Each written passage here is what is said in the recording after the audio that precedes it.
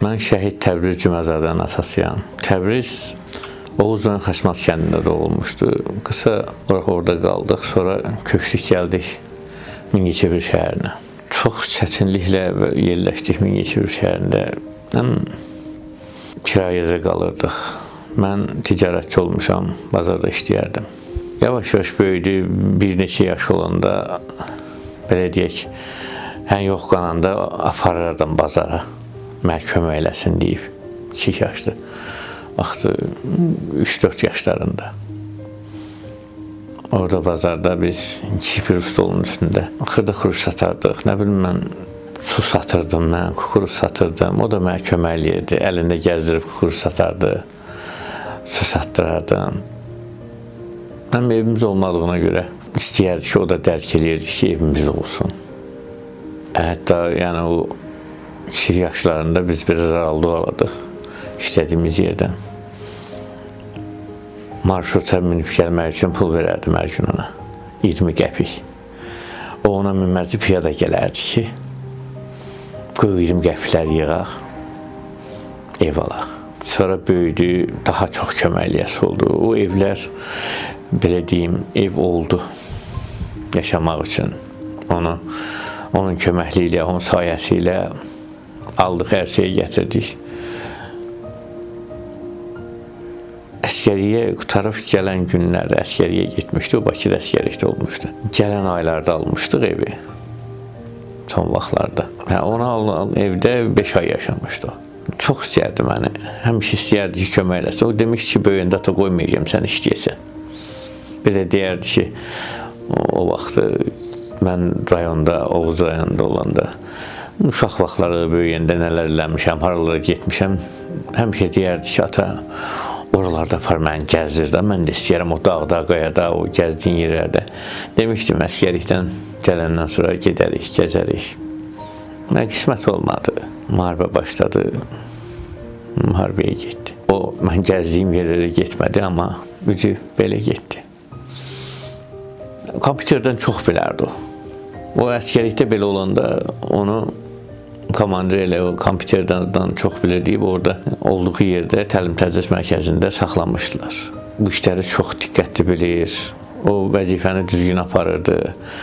Əskəriyi qutarandan sonra da dedilər ki, orada qalsın.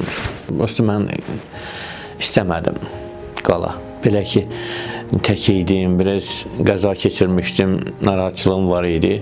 Ona görə çıxdı, gəldi mənə kömək eləmək üçün. 5-6 ay keçdi, müharibə başladı, getdi müharibəyə. Müharibəyə gedəndə, təlimə getmişdilər onlar. Əvvəl gəldi, mən bazarda olanda yanıma gəldi, dedi ki, ata, Bakıda olanda silah-sat çox da görməmişdi əskərlikdə. Dedi ki, belə təlim keçilir, mən də gedim, iştirak edeyim, mən silahları da öyrəniyim.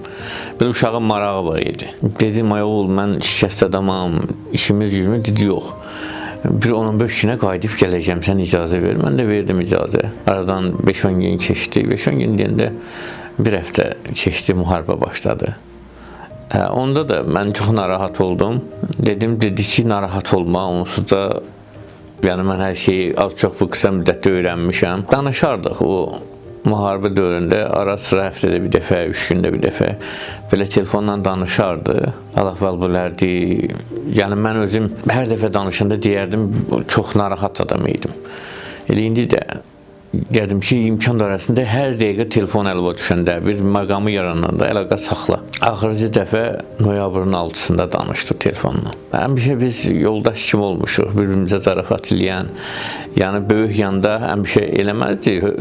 Belə o qədər hörmətimi saxlayardı ki, deyərdim ki, bizə münasib adamdır, yenə də deyil, gül, yox. Onda tamam fərqli olurdu. İkimizin arasında, ikimizlikdə olanda həmişə mən eləyən zarafatlardan müəyyən qədər eləyərdi ki, hətta mən biraz yüksəkdən danışanam, həmişə keçmişindən. Deyərdi ki, biraz yavaşdan danış da, cəmaat qulaq asır. Yəni, adi bir şeylərdir.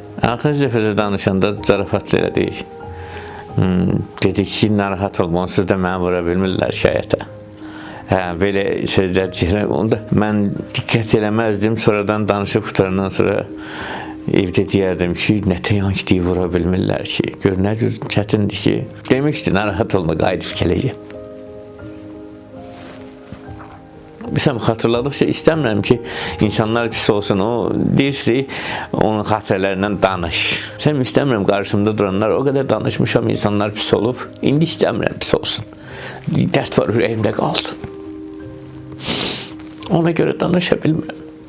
Döyüş şəkilləri var, bir neçə o təlimdə çəkilən şəkillər var. Orada divarda 7-8 növ qrantamyotla zaten şəkilləri var. Deyərdim mənə ki, qrantamyotu atanda insanı sirkələyir, yıxa bilir.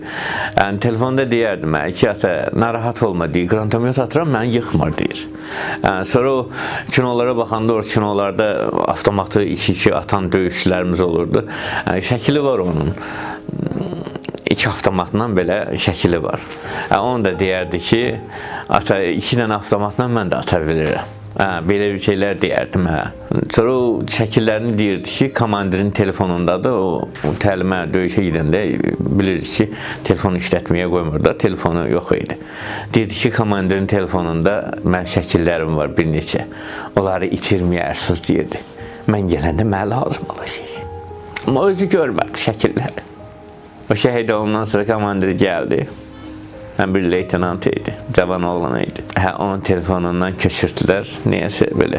Heyləsi oldu, şəkillər qaldı bizdə. Qrantamyotla olan şəkillər, 2 dənə avtomatla dayanan şəkillər. Siz gənclərə istərdim ki, bacardıqca şəhidlərimizi unutmasınlar. Bacardıqca, bilmirəm, gələcək nə cür olur deyə bilmərəm insanlar üçün. Günü-gündən dəyişik bir fikirlər olur həyatda. Deyə bilmirsən də ki, eləmə. Ki, həmən vaxtın zamanına görə hərəkət edir o gənclər. Amma hansı bir zaman olur olsun, əgər bacarırlarsa unutmasınlar şəhidləri. Ki, bu vaxtın tələbatında, onlar öz canlarından keçib, torpağı qoruyublar ki, o xoş gələcək olsun. O gənclər əziyyət çəkməsin. İndi o körpə uşaqlar böyüyür, vaxt zaman keçdikcə onlar boyda, o şəhidlər boyda gənc bir evladlar olur. Onlara nəsib eləməsin elə cür müharibə. Onlara yaxşı günlər nəsib eləsin, sevincli günlər nəsib eləsin. Mən onu arzulayardım. Bir anlıq xoş bir dəqiqə olanda o zaman şəhidlər gözlərinin önünə gətirsinlər. Demirəm pis olsunlar. Görsə bugünkü də deyirəm ki, o xatirələri danışmıram ki, kövrəlirəm, qarşımda duranı da pis eləyirəm. O körpələr, o gənclər bizi görəndə, məni görüb qucaqlayanda, sevinəndə, qoy o sevinç hissi daha da qabağa geçsin. Bizi görəndə kövrəlməsinlər. Onlar unutmadıqca, mənə Təbrizin atası deyib, yaxınlaşıb kimsə qucaqlayanda, o mənə daha da qürur vericidir, sevindiricidir ki, yəni biz sevinə bilmirik. Amma o gənc məni qucaqlayanda qürurlanıram. Deyirəm, görsən o evlad yada düşür deyib məni qucaqlayırlar.